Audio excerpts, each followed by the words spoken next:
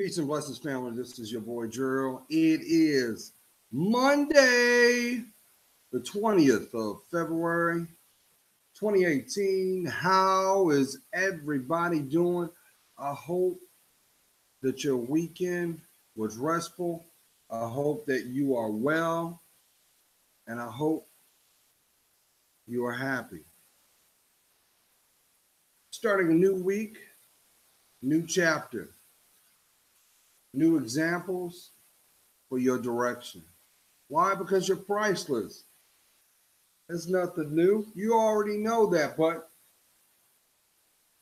to claim what is rightfully yours, you must have peace within yourself. And to have peace within yourself, you must allow yourself to be vulnerable, transparent, so that not only are you in tune, mind, body, and spirit, you won't stray. You won't feel impulsive. You won't be distracted, so that the clarity, your insight will guide you as you navigate through what you know is life, your legacy, your story. You are the narrator of your destiny because you have to live it. Yes, this is not something that is found in virtual reality. This is reality. And your reality is made up of your state of mind, your state of being, who you are. And I always will echo this because when you finally allow yourself to ground your feet, the reward is you're able to speak your truth. The questions that have been suppressed within yourself, within your being, such as, who am I? What is my purpose? You realize how many people still to this day do not know what their purpose is, but yet aimlessly they go through life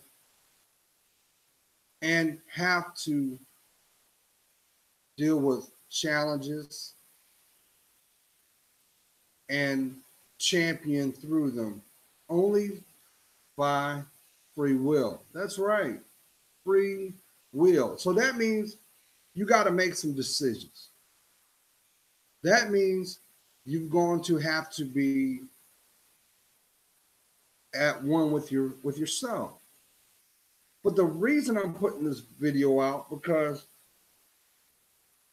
as you look at your life, it is like a giant tapestry of mosaic events that in the intended time and moment, not only are they revealed to you, they are given, not before, not after. And that's the beautiful thing about wisdom, because a lot of times as you navigate through your life, there are events, even described as subtleties of what has been conveyed indirectly. You may know that as chance meetings. You may know this as nuances based off of what we know as synchronicities as well. But you know, one thing that has been evident for the last, I want to say, 5 years, we as a society choose to champion whatever the topic of discussion is. And what I mean by it, things are strategically placed to spur interest. Some is done by way of advancing you in your direction, even in conflict, and the other is based off of confusion. And that is why we have what we know as hot button topics that all of a sudden pop up and are digested through the masses, through social blogs, through examples found in media, like little cerebral breadcrumbs. They're there, but if you overlook them, you'll go right past. And I've noticed the last couple of weeks, one of the hot button uh, topics, or I like to call them as emotional triggers, that has started to regurgitate itself to public view or consumption is this term called hypergamy. And it's gaining a lot of momentum because a lot of people are talking about the impact of hypergamy and how that has always been a tool that has been used since the beginnings of civilization. And for some, if you break it down and put the negative connotation to it, you may know this as just being strategic, manipulative, or just calculated and strategic in choice. And to break that down even more, because I know some of you are like, well, hypergamy, I don't hear about that. Well, you hear about it, you just don't realize it's being discussed. But the term hypergamy is basically when someone strategically decides to put themselves in a position, may it be a relationship, for the long-term effect. In other words, you may see that as looking for the upgrade in the relationships or dating up. He said, well, why would people want to date up, Gerald? Why would we want to do that when you could find comfort in your own environment? Well, if that was the case, then we would have a whole lot more people being honest with their intent, right? But we know that's not the case because it requires courage to speak your truth. But if you do not know who you are, how can you? If you do not know what makes you unique, how will you understand your direction? See, these are conversations that everybody should talk about, but we choose not to because we quickly dismiss it because it hits home too hard. It gets too real. It causes us to question choices or take accountability of what is actually what makes your environment now. It's no different than the opposite. If you know that there's something that is bothering you, but you choose to mask it, or you instead of addressing it, does it do you any good? No. I understand that, yes, there's a time and place for everything. But if you do not have a clear understanding, how can you actually act upon it? And what happens is we build a behavior pattern where we condone, we overlook. That's where that denial factor comes into place. You know, an example, well, I went out with him because he had a lot to offer, but what I didn't realize was he had ill intent for me anyway. And now I'm left picking up the pieces. That's a storyline that plays out on many women across the world, as well as men. Well, she was beautiful. She said everything that what I pretty much wanted to hear. I was checking it off emotionally, and then all of a sudden it collapsed. I don't understand what happened, leaving you to pick up the pieces. But in actuality, if that dialogue, in that process of getting to know each other, if it was truly transparent and you had two people at a point where they are, not only mature, they are already weighing the investment needed to go forward. And that is something that socially now in this climate, it's not. It's not. And we see the remnants of choices that are impulsive. Yes, I understand. Some of y'all are saying, well, Gerald, all you're doing is describing a gold digger. That's what gold diggers do, Gerald. That's what gold diggers do. They move through life and treat those interactions as disposable life batteries, never once taking the time to actually take note of what the investment is. The greatest investment is you. It is displayed by your time. It's validated by your behavior. It's personified by your truth. And that is why you probably know somebody right now and you look back and there have been countless people in their lives like a turnstile, like, wow, you're saying that you want happiness and you want a fruitful relationship, but every time I turn around, there's someone new. Now, at the end of the day, that is your choice. You live your life as best as possible. But keep in mind, there's a price for everything we do. That is why God said, you'll reap what you sow. But think about it like this. If what is being reaped, there was some critical thinking being done, wouldn't the harvest be plentiful? And usually that's what the case is, because it's either A, abundance, or B, tragedy.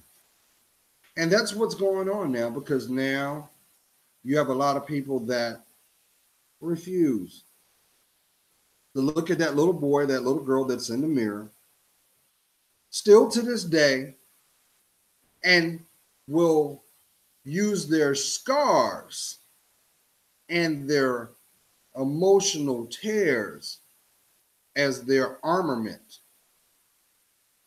not to take note that, hey, if your life was meant to be as what is being projected, that would be your reality today. And I'm not going to ignore the fact that there are some people, unfortunately, all they know is to run. All they know is to do the psyop. But see, we also know this is the calculated casualty too. Because what ends up happening is those same people are the ones that were already counted as expendable to begin with. They were the means to the end. They already knew that when they signed up for it. And you see that all the time in a lot of relationships today. A lot of relationships that are being projected today are not relationships. They're nothing but temporary agreements. Why? If you saw your value and your worth, why would you risk the investment? Maybe now you may be in a low place in your life where you say, well, Gerald, all I want is love. All I want is to feel emotionally safe. All I want is to live a life with no drama in it. All I want is peace. This might be you. Well, you can have that the moment that you go within yourself. The moment that you say, well, you know what? I'm gonna soul search. I'm gonna go back to the moment where I first was introduced to this thing called pain. And this may stem all the way back to your childhood, because the example, the living constant, may have been displayed that made your behavior as what you know as your perceptions and ideologies today. You may have been raised in an environment where that was the norm. So it's not to condemn you. You're going off of what you were exposed to. It's no different than a child being raised in an alcoholic family or a drug-ridden family. If I'm raised in an environment where all I saw was my dad getting high every day, number one, I'm going to have a little bit of resentment. But number two, I'm also going to have a little empathy as well, because I'm going to look at it in a perception of what perception that it must not be that bad. Or you may just do the opposite and disconnect, because that will trigger something inside you to feel vulnerable. And don't take this wrong. If you feel vulnerable and you think in your mind that that is a sign of weakness, you're missing the point, because actually at your most vulnerable state, you are strong. That is nothing but a platform for you to survey what is authentic compared to what is an illusion. And I got to tell you about that. You already know. Look at every person that has told you in your life, you know what? Unconditionally, I'm going to be there. Where are they now? If you are taking, if part of your behavior is to look at your watch, look at your phone because you're waiting for that cell phone to ring or text and it didn't, you've been misled. The person that has been given the ultimate gift to have access to your, keep in mind, family, the greatest gift you could ever bestow a person cannot be found in a retail establishment. It is given and governed by time. You realize that? To be able to be in the presence of watching someone evolve and have your hands in that, that is an unconditional blessing in itself, because that is something that is not afforded to everybody. Just ask the single parents out here. Ask the non-custodial parents that, because of whatever choice was made, but that bond is still there. But that wound is still ever so present. You got to champion through that, because you're holding yourself hostage from what you need, not what you want. That's why pride and ego will always set you back. And now, to get back to hypergamy, you have some that actually believe that, you know what, I'm going to play the game with this relationship thing. I'm going to look the part, walk the walk, do what I need to do, dot my I's, cross my T's, so I can land in the confounds of provision, only to live a life of misery because it wasn't blessed to begin with. A lot of people are waking up and they're seeing that. Like, wait a minute. He's a good provider. She's a good provider, but I don't feel whole. First of all, that person cannot make you feel whole. That comes from within yourself. Just like that person can't love you more than you love yourself, because we teach people how we communicate, how we interact, and that is found within yourself first. But then I understand society wants to convince you that, well, he's got to look the part, he's got to have this with him, and then I can finally exhale. No, that ain't gonna happen, and you'll be waiting a long time. In the process, you'll be losing unwarranted time to someone that will never love you. And it's just a matter of time. Once they figure their escape route, and they will, they're going to dip. It doesn't matter if you got a PhD in sexology. You might be like, Gerald, I'm wicked in the bed. I'm wicked. What? You go, he won't love you. because he don't love himself. That is no different than buying a brand new tire and you already got a set of five. It just comes with the access of his economic standard or status. No different than females. There's a lot of little boys in men's bodies that in their mind they think, well, you know what, if I downgrade and I get with Sheila's not really my type, but Sheila gonna take care of me because deep down inside, really what's going on is I got mama issues because mama never really made me feel safe. But I'm gonna get with Sheila because she'll be able to give me all the toys and trinkets that I need. Meanwhile, his butt is sitting on that couch, ain't he? Thumbs are sore, and he's not doing anything to be the example of what a man is or a woman should be. But guess what? To bring this back home, there are going to be 1,001 excuses to distract you from you. And guess what? They're going to be there. These examples are going to be there. But if you want the pain to go away, to stop feeding into the social narrative and start investing inside you. You know that little boy? That little boy that still got that emotional scar inside him? That little girl that still longs for daddy right now? She won't tell you that because her pride keeps her mouth shut. But all you got to do is look at her behavior.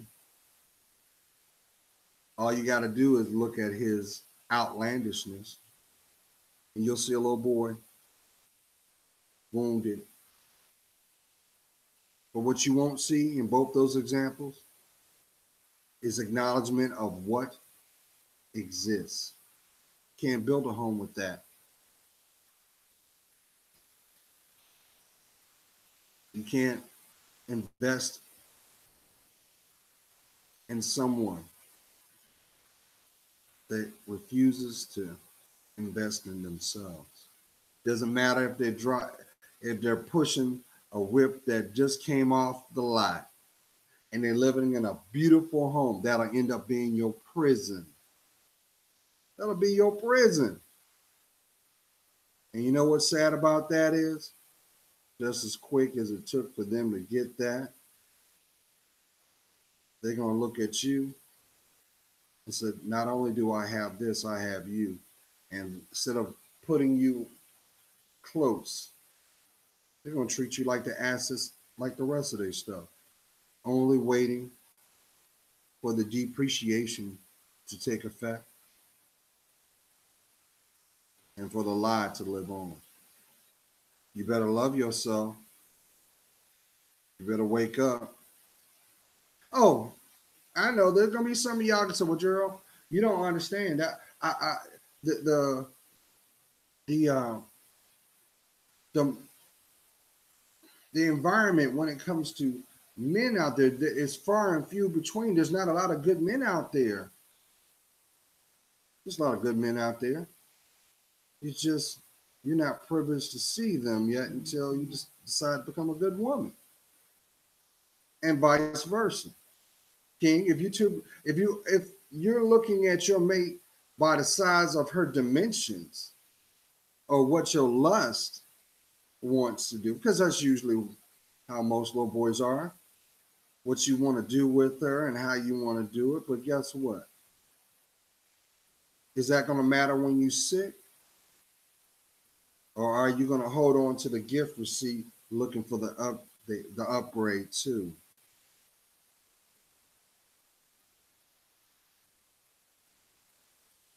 Sooner or later, you're going to get tired of running from your lies. And all that is fear. Finally, everything's a reality. And the reality is you need to do better and stop letting them define what your life is about and claim it back because you're worth it.